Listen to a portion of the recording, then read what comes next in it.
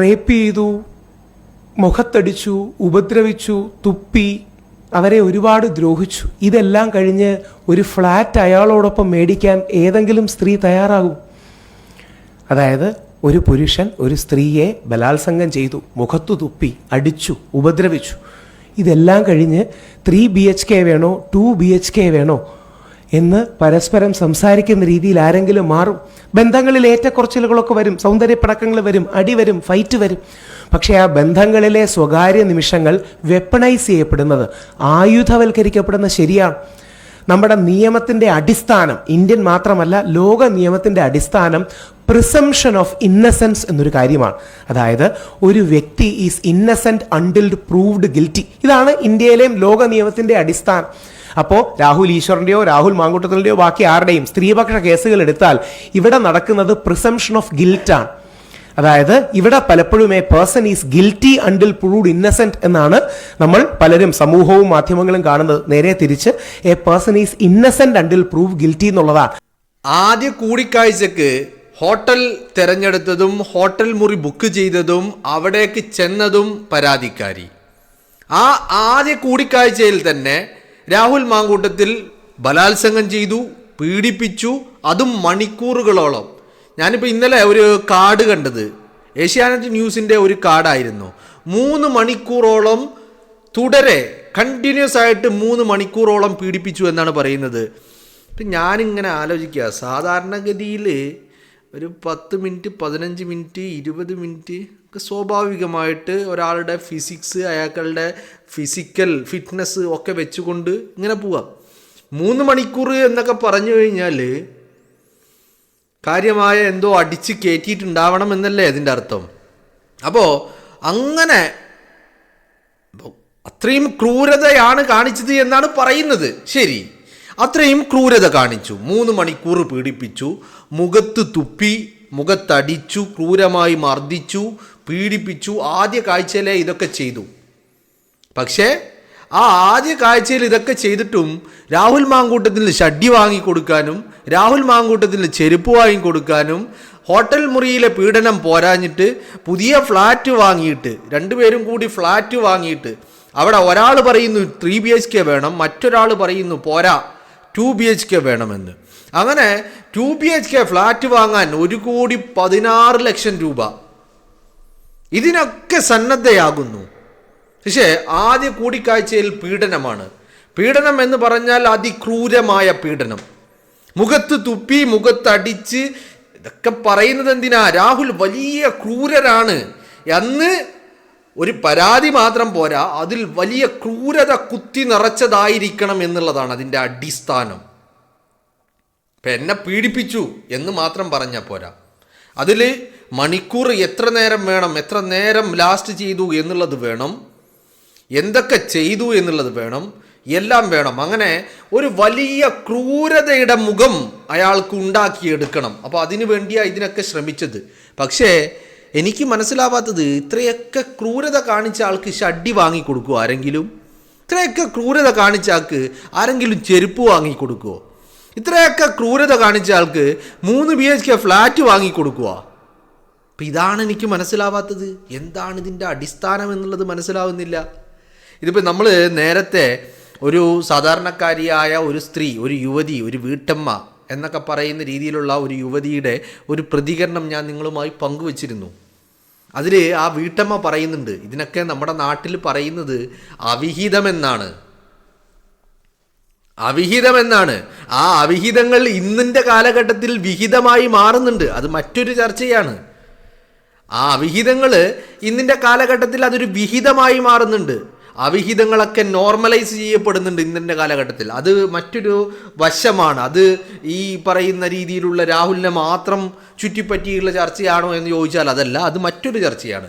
പക്ഷേ അത് കഴിഞ്ഞ് ഈ അവിഹിതങ്ങൾ വേണ്ടുവോളം ആസ്വദിച്ച് കൊണ്ടു നടന്ന് അതിനുള്ള എല്ലാ ഒത്താശകളും ചെയ്ത് അതിനുള്ള എല്ലാ സമ്മതവും നൽകി അവിഹിതങ്ങൾ വേണ്ടുവോളം ആസ്വദിച്ചതിന് ശേഷം അവസാന ഒരു ഘട്ടത്തിൽ ആ സ്വകാര്യ നിമിഷങ്ങളെ ഒരു വെപ്പണാക്കുകയാണ്, ഒരു ആയുധമാക്കുകയാണ്.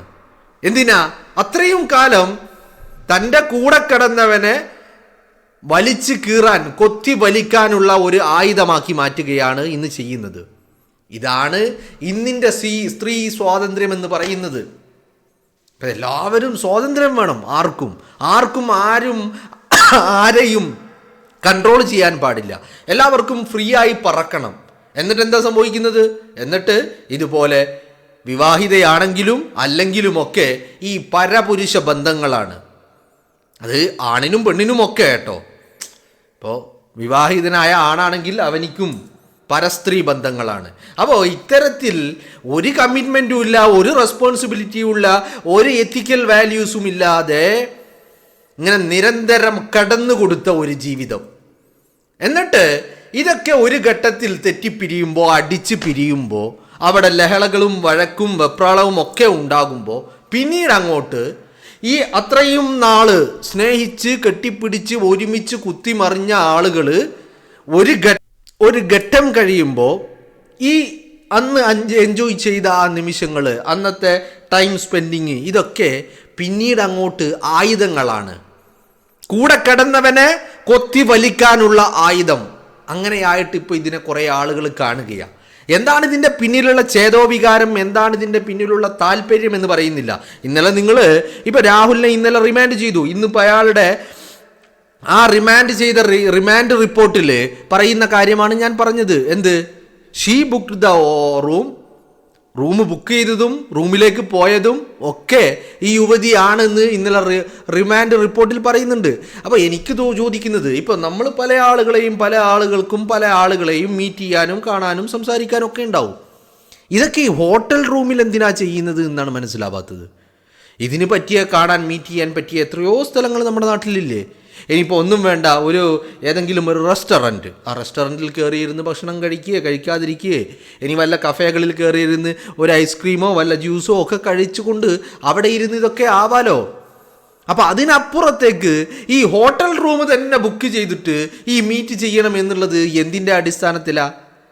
അപ്പോൾ അങ്ങനെ ഒരു ഗതി, ഒരു അവസ്ഥയിലേക്ക് കൊണ്ടു ചെന്നെത്തിച്ചിട്ട് എല്ലാം കഴിയുമ്പോൾ വർഷങ്ങൾ കൂടെ കൂട്ടി കൊണ്ടു നടന്ന് ഷഡിയും ചെരുപ്പും എല്ലാം വേണ്ടതൊക്കെ ഒരു സ്നേഹത്തിൻ്റെ പുറത്ത്. ഇതൊക്കെ അന്ന് കൊടുത്തതൊരു ഗിഫ്റ്റായിട്ടാണ്. അന്ന് ഇതൊക്കെ സമ്മാനങ്ങളായിരുന്നു. പക്ഷേ തെറ്റിക്കഴിയുമ്പോൾ ഇതിനൊക്കെ ഈ പറയുന്ന രീതിയിൽ കണക്ക് പറയുകയാണ്.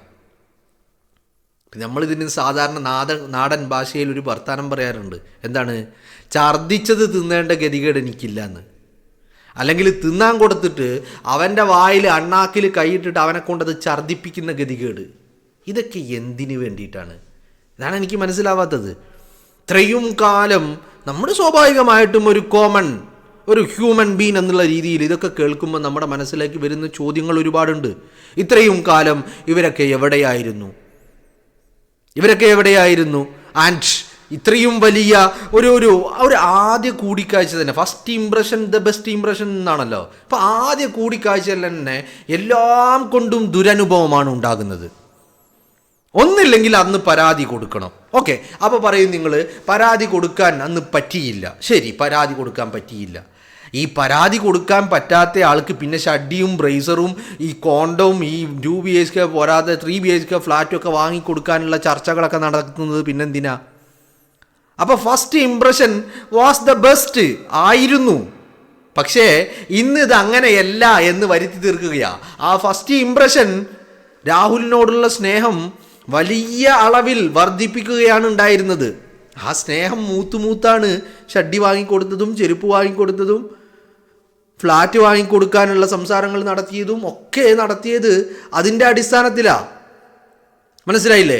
അപ്പോൾ അതൊരു ഘട്ടം കഴിഞ്ഞ് അങ്ങനെ എല്ലാതെയായി മാറുമ്പോൾ, കാര്യങ്ങൾ മറിയുമ്പോൾ ഇതൊക്കെ സംഭവിക്കുകയാണ്. പരാതികളായി മാറുകയാണ്. ഈ സ്വകാര്യ നിമിഷങ്ങളെ ആയുധങ്ങളാക്കി മാറ്റുകയാണ്.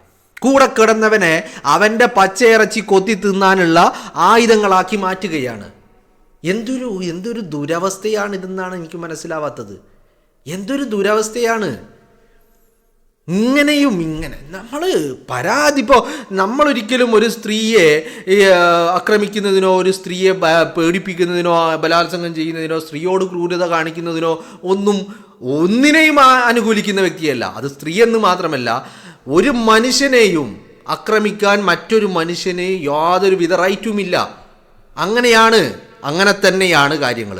പക്ഷേ ഒരു ഘട്ടം കഴിയുമ്പോൾ ഒരേ ബെഡിൽ കിടന്ന് എല്ലാം കാട്ടിക്കൂട്ടി വേണ്ടുവോളം ആസ്വദിച്ചിട്ട് അതൊരു ഘട്ടം കഴിയുമ്പോൾ ഒരു സമയം പിന്നിടുമ്പോൾ അതിനെ വെപ്പണൈസ് ചെയ്ത് അതിനെ ആയുധമാക്കി അത് വെച്ചിട്ട് കൂടെ കിടന്നവൻ്റെ പച്ച ഇറച്ചി കൊത്തി തിന്നുക എന്ന് പറയുന്നത് മാത്രം അംഗീകരിച്ചു കൊടുക്കാൻ കഴിയില്ല. മനസ്സിലായില്ലേ? ഇപ്പോൾ ഹോട്ടൽ റൂം ആര് ബുക്ക് ചെയ്യട്ടെ, ആര് വേണമെങ്കിലും ഹോട്ടൽ റൂമിലേക്ക് പോട്ടെ, അവിടെ എന്ത് വേണമെങ്കിലും കാണിക്കട്ടെ, ഇതൊക്കെ നമ്മുടെ രാജ്യത്ത്, ഈ രാജ്യത്തിൻ്റെ ഭരണഘടന അനുവദിച്ച് നൽകുന്ന അവകാശങ്ങളാണെന്ന് വേണമെങ്കിൽ നമുക്ക് പറയാം. അങ്ങനെ ഇതൊക്കെ ചെയ്ത് വേണ്ടുവോളം ആസ്വദിച്ച് ഒരു ഒരു ഒരു ഒരു ഗ്യാപ്പ് അല്ലെങ്കിൽ ഒരു പീരിയഡ് കഴിയുമ്പോൾ വന്നിട്ട് ഇതിനെ ഒരു ആയുധമാക്കി, ഈ കൂടെ കിടന്ന് എൻജോയ് ചെയ്ത നിമിഷത്തെ ഒരു ആയുധമാക്കിയിട്ട് അത് വെച്ചിട്ട് മറ്റവനെ കൊത്തിവലിക്കാം എന്ന് കരുതുന്നുണ്ടെങ്കിൽ അത് ധാർമ്മികതയാണ് എന്ന് നമുക്ക് ഒരിക്കലും പറയാൻ കഴിയില്ല. എല്ലാവരുടെയും പ്രശ്നം ധാർമ്മികതയാണല്ലോ. എല്ലാവരും പറയുന്നത് എന്താ, രാഹുൽ മാങ്കൂട്ടം MLA ആണ്, അതുകൊണ്ട് അയാൾക്ക് ധാർമ്മികതയുണ്ട്. ധാർമ്മികത MLAക്ക് മാത്രമുള്ള ഒന്നൊന്നല്ല.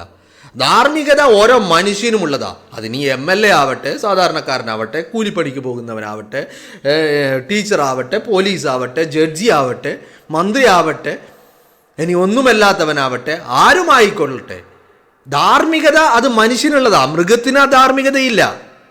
ധാർമ്മികത മനുഷ്യനുള്ളതാണ്. ആ ധാർമ്മികത അതിന് ഏത് വ്യക്തിക്കാണെങ്കിലും ധാർമ്മികതയുണ്ട്. അത് ആ